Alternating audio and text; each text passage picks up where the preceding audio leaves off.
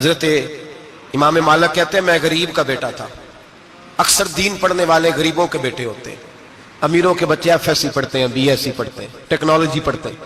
غریبوں کے بچے دین پڑھتے ہیں اور پھر امیروں کو ممبریاں ملتی ہیں. غریبوں کے بچوں کو اللہ ممبر عطا فرماتا ہے, مصلی رسول اللہ دیتا ہے. حضرت سیدنا امام ابو مالک فرماتے ہیں میں غریب کا بیٹا تھا اور میری 6-7 بہنیں, میں اکیلا بھائی تھا. آپ فرماتے ہیں میرے ابا جی فوت ہو گئے.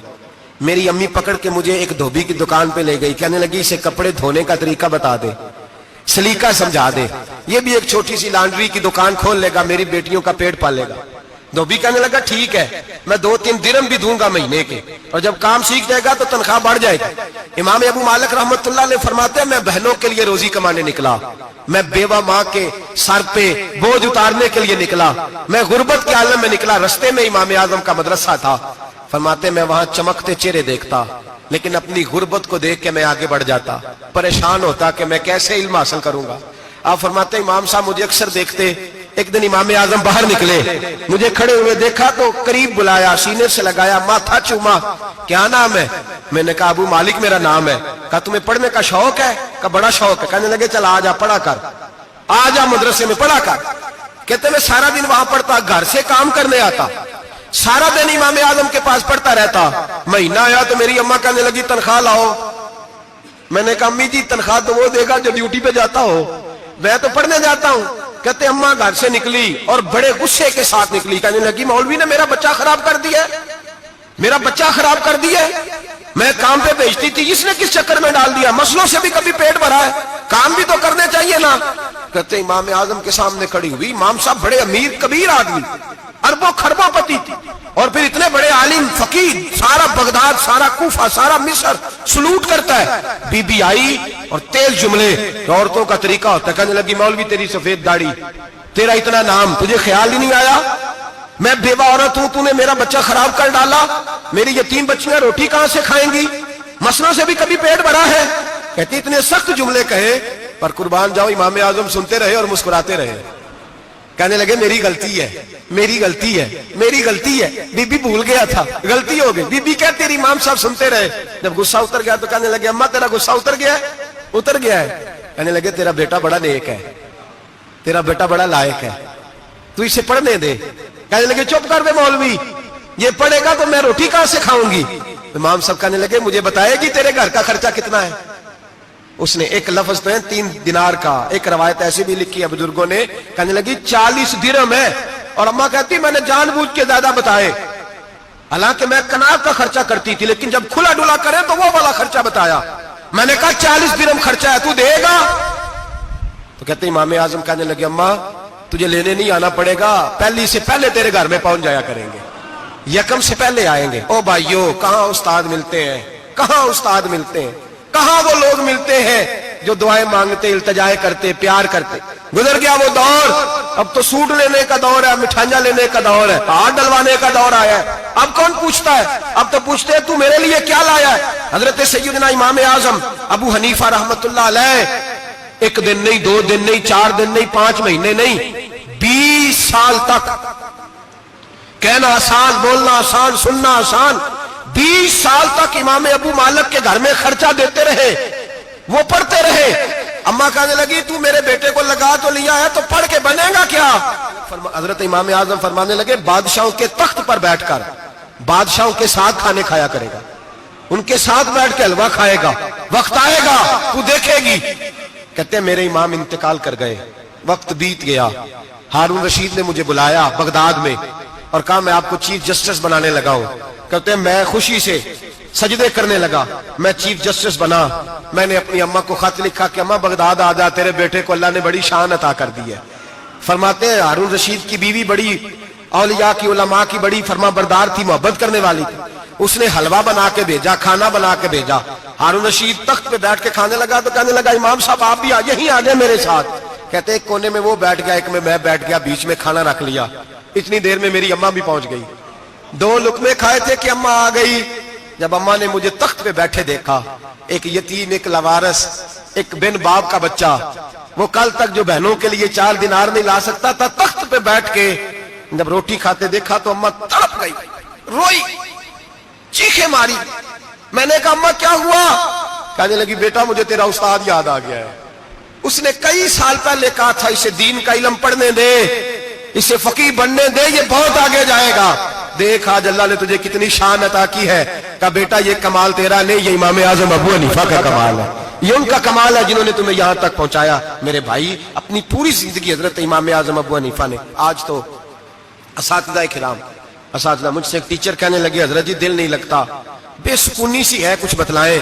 تو میں نے کہا کلاس میں کوئی یتیم بچہ ڈھونڈ لیں، کوئی لاوارث بچہ ڈھونڈیں، اس کی وردی اپنے ذمے لے لیں، کتابیں اپنے ذمے لے لیں، اس کا خرچہ اپنے ذمے لے لیں، روز جیب میں ٹافیاں ڈال کے جایا کرے کہ غریب کو دینی ہے، پر میں 2 مہینے یہ والا وظیفہ بھی پڑھ کے دیکھے، اللہ آپ کو سکون عطا کرے گا۔ یہ بھی کہنے لگے بڑی ٹھنڈک ہوئی ہے، بڑا سکون ملا ہے، بڑی تابعداری۔ میں نے کہا آپ لفظوں سے سکون چاہتے ہیں، وہ لوگ خدمت کر کے سکون لیتے۔ کوفے کا ایک امیر آدمی تھا، پھر غریب ہو گیا۔ غریب، غربت بڑی پریشانی ہے، بڑی پریشانی، بڑی آزمائش۔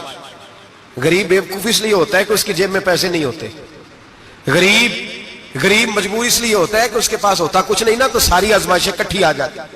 غریب آدمی تھا، محنت مزدوری کرتا لیکن پوری نہ ہوتی۔ وہ کہتا ایک دن گلی میں ککڑی بیچنے والا آیا، تو میری ایک بیٹی تھی چھوٹی سی، باقی بچے بڑے تھے، چھوٹی ضد کرنے لگی، کہنے لگی ککڑی کھانی ہے، ککڑی۔ کہتے میں پریشان ہو گیا، دل ٹوٹ گیا، بیٹی نے سوال کیا ہے۔ فرماتے میں نے سوچا کس کے پاس جاؤں، کسی اور کے پاس مجھے سمجھ نہ آیا، میں سیدھا امام اعظم کے پاس چلا گیا۔ یہ شخص ہے جو مجھے دے گا بھی اور میرا پردہ بھی رکھے گا، مجھے دے گا بھی اور میرا، بولیے، میرا یہ پردہ بھی رکھے گا، یہ رسوا نہیں کرے گا، یہ فوٹو نہیں کھچائے گا، یہ فوٹو کھچا کے پہلے دن فیس بک پہ نہیں لگائے گا کہ میں غریبوں میں تھیلے بانٹ رہا ہوں، یہ اسی وقت اخبار والوں کو نہیں بلائے گا ایک تھیلا اور 6 اخباروں میں تصویریں، یہ اس طرح نہیں خیرات دے گا۔ حضرت امام اعظم کے پاس گیا تو فرماتے رش بہت زیادہ تھا، میں امام صاحب سے بات ہی نہ کر سکا، واپس آ گیا۔ امام صاحب نے بندہ بھیجا، فرمایا پتہ کر یہ بندہ کسی ضرورت کے لیے آیا تھا، رش کی وجہ سے بات نہیں کر پایا۔ کہتے واپس میرے پیچھے بندہ بھیجا، وہ میرے گھر تک آیا، گھر آ کے اس کو حالات کا پتہ چل گیا، واپس گیا۔ کہتے ہیں 3 تھیلیاں اشرفیوں کی بھر کے امام اعظم لائے اور خود آئے اور رات کے اندھیرے میں آئے اور مجھے تھیلیاں دے کے نا تو میرے آگے ہاتھ باندھ دیے۔ میں نے کہا حضور ہاتھ کیوں باندھتے ہیں؟ آپ فرمانے لگے یار دکھ اس بات کا ہے کہ تو میرا پڑوسی تھا اور تیری غربت کا مجھے پتہ ہی نہیں چلا، تو میرے علاقے کا تھا اور میں نے سوچا ہی نہیں، میرا اپنا تھا مجھے خیال ہی نہیں آیا۔ فرمایا معاف کر دے، میری شکایت نہ کرنا کہ یہ میری طرف توجہ نہیں کرتا۔ علم بھی تھا، عمل کا نور بھی تھا، تقوی کا حسن بھی تھا، غریب کی مدد کا جذبہ بھی تھا۔ آج لوگوں پر مال کا فتنہ سوار ہوتا ہے، سب پر نہیں لیکن زیادہ لوگوں پر۔ جیسے جیسے مال آتا جاتا ہے ویسے ویسے عقل بھی آتی جاتی ہے، ویسے ویسے سیانے بھی ہوتے جاتے ہیں۔ کہتے ہیں وہ بھی کمائے وہ بھی کرے، میں تو ٹیکنیکلی بڑا ہوں، میں عقل مندی، میں نے بڑی نہ بہن کی فکر رہتی ہے، نہ بھانجوں کی فکر رہتی ہے، نہ رشتہ دار کی فکر رہتی ہے، نہ دائیں بائیں کچھ دیکھتے ہیں۔ لوگ جیسے جیسے پاورفل ہوتے جاتے ہٹتے جاتے، کٹتے جاتے، امیروں سے گرانے لگتے جاتے، آگے کی طرف دیکھتے جاتے۔ امام اعظم ابو حنیفہ رحمۃ اللہ علیہ نے ساری زندگی پیار کیا، محبت بانٹی، علم، فقاہت، تقوی، روشنی۔ آج لوگوں کو علم ہوتا ہے پر علم کا نور نہیں ہوتا، ہمیں بہت ساری باتوں کا پتہ ہوتا ہے پر وہ باتیں ہمارے لفظوں میں ہوتی ہیں، ہم اس کے حسن سے آگاہ۔ اور اگر میں یہ کہہ دوں کہ ہمیں ان باتوں پر یقین کامل نہیں ہوتا، کہہ رہے ہوتے ہیں، ہم سمجھتے ہیں، بڑی باتیں کرتے ہیں، لیکن ان باتوں کے پیچھے جو عمل کا جذبہ ہے وہ پھیکا ہوتا۔ امام اعظم ابو حنیفہ رحمۃ اللہ تعالی علیہ جتنے بڑے عالم تھے اتنا ہی بڑا خوف تھا اللہ کا دل میں، اتنا ہی بڑا خوف تھا۔ ایک آدمی کہتا ہے میں نے امام صاحب سے مسئلہ پوچھنا تھا، میں نے عشاء کی نماز امام صاحب کے پیچھے پڑھی، کتنی لوگ باتیں سنتے ہیں، اس کا اثر کتنا لیتے ہیں، لیکن امام صاحب رحمۃ اللہ علیہ کا طریقہ کیا تھا؟ کہتے میں نے امام صاحب کے ساتھ نماز پڑھی مسجد میں، تو قاری صاحب نے قرآن پڑھا، اذا زلزلت الارض زلزالہا واخرجت الارض اثقالہا، فرماتے ہیں آخری 2 آیتیں پڑھی، فمن یعمل مثقال ذرۃ خیرا یرہ ومن یعمل مثقال ذرۃ شرا یرہ۔ اللہ فرماتے ہیں میں قیامت کے دن تیرے ذرے ذرے کا حساب کروں گا، ذرہ برابر نیکی ہوئی تو تیرے سامنے آئی، ذرہ برابر گناہ ہوا تو تیرے کس کے برابر؟ جی وہ کتنا ہوتا ہے؟ ریت کا 1 ذرہ، اس کے برابر بھی گناہ ہوا تو تیرے سامنے، یہ اللہ کہہ دیا ہے، تو ایسا انشاءاللہ ہو کے رہے گا۔ اللہ ایک دفعہ دکھائے گا، دعا فرمائے اللہ ہمیں معافی عطا فرمائے، اللہ ہم سے درگزر فرمائے، اللہ ہمیں بخشے ہوئوں میں شامل فرمائے۔ یہ آیت امام صاحب نے سنی تو کہتے ہیں میں نمازی سارے چلے گئے تو امام صاحب بیٹھے اور یوں نہ اپنی داڑھی پکڑ لی, چراغ ٹمٹما رہا, کہتے ہیں داڑھی پکڑ لی اور امام صاحب بیٹھے. میں نے کہا کہ کسی محویت کے عالم میں ہے, سوچ میں, چلے میں تھوڑی دیر میں آتا ہوں. کہتے ہیں میں 2 گھنٹے کے بعد آیا تو امام صاحب ایسے بیٹھے ہیں داڑھی پکڑی ہوئی. میں نے کہا ٹھہر کے آتا ہوں. میں پھر 1-1.5 گھنٹے کے بعد گیا تو ویسے ہی بیٹھے. کہتے ہیں تہجد کا وقت ہو گیا, میں مسجد میں گیا تو چراغ ٹمٹمانے لگا, ختم ہونے کے قریب آ گیا. امام صاحب بیٹھے, اب میں نے دیکھا کہ آنکھیں آنسوؤں سے بھری ہوئی ہیں اور اپنی داڑھی پکڑ کے کھینچ رہے ہیں اور کہتے ہیں یا اللہ تو اگر ذرے ذرے کا حساب لے گا تو ابو حنیفہ تو الجھ جائے گا. اے اللہ تو ذرے ذرے کے بارے میں پوچھے گا تو میں تو نہیں جواب دے سکتا. خدا بندہ اس طرح کر, میرے ان سفید بالوں پہ رحم کھا. اے اللہ میرے بڑھاپے پہ مہربانی فرما, مجھ سے نہ ذرے ذرے کا پوچھنا, میں بڑا کمزور ہوں, میں نہیں جواب دے سکتا. مولا مجھ سے درگزر والا معاملہ کر.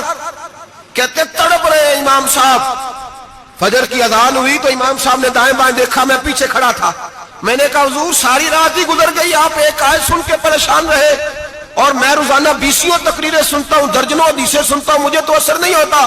آپ فرمانے لگے مجھے تیرے معاملے کا نہیں پتا, لیکن مجھے اگر تو نے دیکھ لیا ہے تو کسی کے ساتھ ذکر نہ کرنا مجھے. اور فرمانے لگے پھر تو نیک آدمی ہوگا, تجھے نہیں خیال آتا, تو میں تو جانتا ہوں من آنم کے من دانم, پتہ سارا ہے سردار نو کی تیانا, میں تو جانتا ہوں نا, مجھے خبر ہے, لہٰذا میں نہیں حساب دے سکتا, تیرا نہیں مجھے پتا.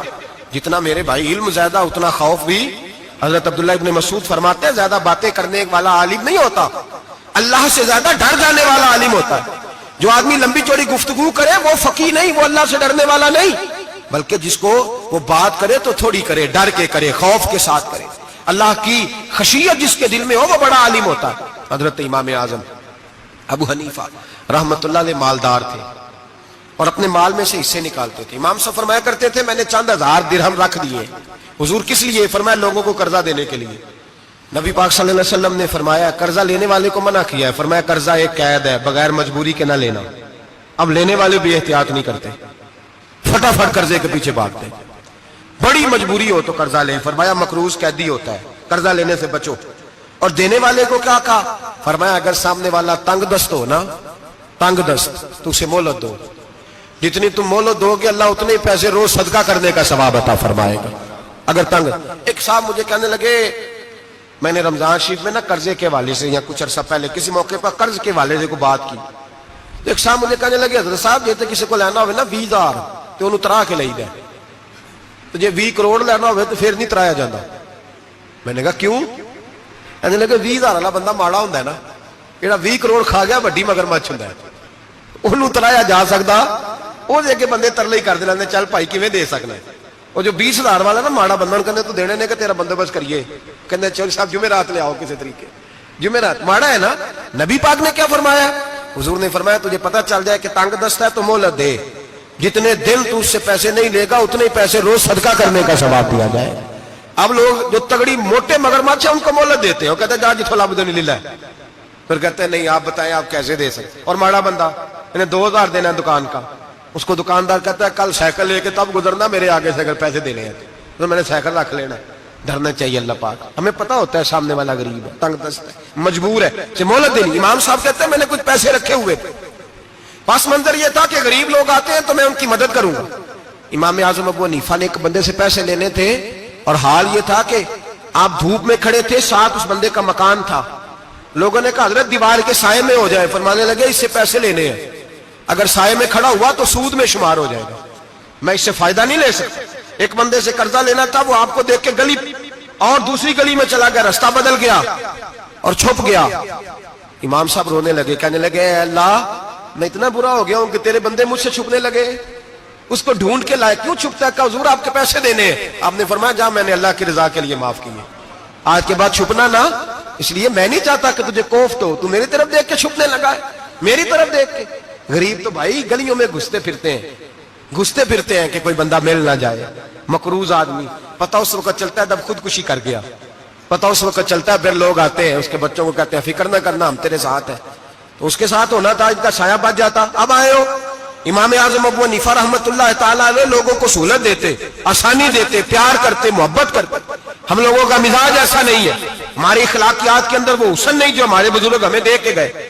اور پھر چھوٹی چھوٹی باتوں میں حقوق العباد کا خیال کرتے, چھوٹی چھوٹی باتوں. ہم تو گالی دے کے بھی کہتے ہیں نا چل کیا ہو گیا, گالی دی ہے نا.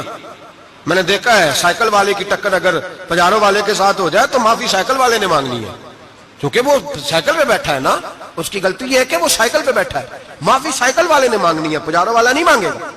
ہو سکتا ہے سائیکل والا اٹھ کے کہے جناب مجھ سے غلطی ہو گئی, مجھے پتہ ہی نہیں تھا کہ آپ تھے, ورنہ میں آپ کے آگے نہ آتا. سائیکل والا مجبور ہے کیونکہ اس کے پاس پجارو نہیں, اور پجارو والا تو شیشہ نہیں نیچے کرتا, کہتا دھوپ آئے گی, گاڑی بڑی مشکل سے ٹھنڈی کی ہے. نیچے اتر کے ملازم کہتا ہے اس کو پوچھو اگر کوئی 200-400 کا نقصان ہوا تو 500 دے دو. مزاج ہے. امام اعظم ابو حنیفہ رحمۃ اللہ علیہ عالم, حقوق العباد کا چھوٹی چھوٹی, آپ کے شاگردوں میں سے کسی کے چہرے پہ شکن آتا تو 20 بار پوچھتے کوئی پریشانی ہے میرے بیٹے کو, کیا ہو گیا. ساری زندگی سایہ دار شجر کی طرح گزاری, ساری زندگی شاگردوں پر مریدوں پر محبت کا سائبان رہا, ٹھنڈی چھاؤ رہی امام صاحب کی. امام اعظم ابو حنیفہ رحمۃ اللہ تعالی علیہ گلی سے گزر رہے تھے, لکڑی کے جوتے پہنا کرتے تھے, کھڑاؤ ایک نوجوان بچے کے پیر پہ پیر آ گیا تو کہنے لگا امام اللہ سے ڈر جا. یہ لفظ گئے تو امام صاحب کی چیخ ہی نکل گئی. کئی گھنٹے بے ہوش رہے. لوگوں نے کہا حضور کیا ہوا؟ فرمانے لگے تم نے سنا نہیں, چھوٹے چھوٹے جوان بھی کہتے ہیں کہ ابو حنیفہ اللہ سے نہیں ڈرتا, اللہ کی مخلوق کہتی ہے نہیں ڈرتا. اگر یہ کہہ رہے ہیں تو میرا کیا بنے گا. کئی دن روتے گزر گئے. لوگ اس بچے کو لائے, آگے کہنے لگا حضور آپ تو پریشان ہو گئے, میں نے تو محاورتاً کہا تھا, محاورتاً کہا تھا کہ آپ اللہ سے نہیں ڈرتے. فرمانے لگے بیٹے مجھے محاوروں کا نہیں پتا, جب رب کے خوف کا نام آتا ہے تو جملے سیدھے میرے دل سے جا کے ٹکراتے, سیدھے دل سے جا کے ٹکراتے. گلی سے گزر رہے, لکڑی کے جوتے پہنے, کھڑا ہوں, بارش ہے, کیچڑ ہے, ایک دیوار کے قریب سے گزرے تو تھوڑا سا کیچڑ اڑ کے نا تو دیوار پہ پڑ گیا. یہاں ٹرالی والا ساری دیوار توڑ جاتا ہے اور کہتا ہے چلو میں نے کون سا جان بوجھ کے کیا ہے. یہاں لوگوں کا گھر توڑ جاتے ہیں, کہتے ہیں چلو بتاؤ کتنا خرچہ آیا تھا. فوری طور پہ لوگ ماننے کو تیار ہی نہیں. امام صاحب کے پیروں سے, یہ باریکی سمجھے, یہ حقوق العباد کا مسئلہ ہے. جو جاننے والے ہوتے تھے ان کا یہ طرز زندگی تھا. کیچڑ اڑا پیروں سے اور ایک آدمی کی دیوار پہ پڑ گیا. امام صاحب کھڑے ہیں, سوچ رہے کروں تو کیا کروں. شاگرد صاحب نے حضرت جی کیا پریشانی ہے؟ آپ فرمانے لگے میں نے اس کی دیوار گندی کر دی ہے, صاف نہ کروں تو بھی ظلم ہے, اور اگر صاف کروں تو دیوار کچی ہے. جب صاف کروں گا تو کچھ مٹی اتر جائے گی, تو کسی کے گھر کی مٹی اتارنا یہ بھی ظلم ہے. اب میں دو پریشانیوں میں الجھ گیا ہوں, کدھر جاؤں؟ کہا حضرت جی پھر. فرمایا اس کے دروازے پہ دستک دو. دروازے پہ دستک دی تو جو بندہ باہر آیا وہ مجوسی تھا, آگ کی پوجا کرنے والا تھا. امام صاحب کہنے لگے مجھے جانتے ہو؟ کہنے لگے حضور سارا کوفہ جانتا ہے, سارا بغداد جانتا ہے, ساری دنیا جانتی ہے آپ مسلمانوں کے امام ہیں, لوگ جانتے. آپ نے فرمایا یار مجھ سے غلطی ہو گئی ہے. وہ کیا؟ آپ فرمانے لگے میں اپنے انداز میں گزر رہا تھا, بوڑھا آدمی ہوں, خیال نہیں آیا, تھوڑا کیچڑ اڑ کے تیری دیوار پہ لگ گیا ہے. میرے بھائی یہ کوئی فرشتے تھوڑی تھے, یہی زمین پہ بسنے والے لوگ, احتیاط والے لوگ تھے. ہم لوگوں نے پتہ نہیں اپنا مزاج اتنا سخت کیوں بنا لیا ہے. کتنے لوگوں کو لتاڑ کے, کتنی پگڑیاں اچھال کے, کتنے حقوق العباد ضائع کر کے بھی ہم اسی طرح کے مطمئن ہیں.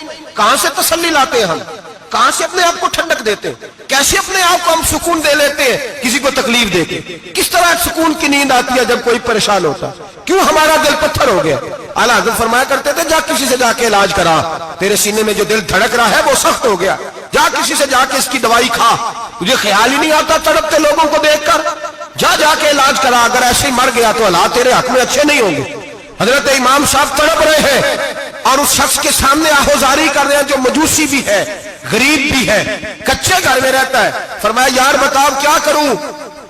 امام صاحب باتیں کر رہے ہیں تو وہ آدمی حیرت میں کھو گیا, کبھی دیوار دیکھتا, کبھی اپنا آپ دیکھتا, کبھی امام صاحب کو دیکھتا, دائیں بائیں دیکھتا, پسینے آنے لگے, پتہ نہیں کیا سوچوں کا مد و جزر چلنے لگا, کہاں بات گئی, کہاں تک اس کی سوچ گئی, کہاں پلٹ کے آئی. کہنے لگا امام صاحب میں تو چوک میں رہتا ہوں, روزانہ پتہ نہیں کتنی گاڑیاں مٹی برسا جاتی ہیں, کبھی کوئی نہیں آیا, آپ کو کیا ہوا؟ آپ فرمانے لگے مجھے کسی کا نہیں پتا, مجھے تو میں نے جو قرآن حدیث پڑھا ہے مجھے تو ڈر آ رہا ہے, مجھے بتا تو معافی دیتا ہے کہ نہیں, تیری دیوار صاف ہوگی کہ نہیں. کہنے لگا حضور دیوار کو چھوڑے, پہلے کلمہ پڑھائے, میرا دل تو صاف کر دے.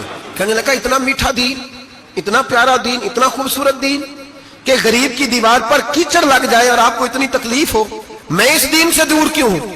یہاں روز یورپ کہتا ہے کہ مسلمان جھوٹی شادیاں کرتے ہیں, دنگا فساد کرتے ہیں, نیشنلٹی لینے کے لیے جھوٹ بولتے ہیں, जाने किस किस किस्म के लोग पापड़ बेलते हैं, किन किन किस किस तरह अपना ईमान बेचते हैं, क्या अंदाज हम इख्तियार करते हैं। हमारे किरदार ने लोगों को मजहब और दीन का बागी बना दिया। हमारे बुजुर्गों का तरीका यह था कि छोटी छोटी बातों का ख्याल करते, छोटी छोटी बातों का। बहुत बड़े आलिम थे, ये सारी नेकियां तो उनकी समाजी थी, फलाही थी, उनकी मुआशरत की नेकियां थी, दुनियादारी। लेकिन जो उनका बाकी का मामला था, 4 लोग ऐसे हैं जो हमेशा कुरान पाक एक रात में पढ़ा करते थे। उनमें पहला नाम हजरत उस्मान गनी का है, पूरा कुरान पाक। दूसरा मौला अली शेर खुदा का है। तीसरा हजरत सईद बिन जुबैर का है।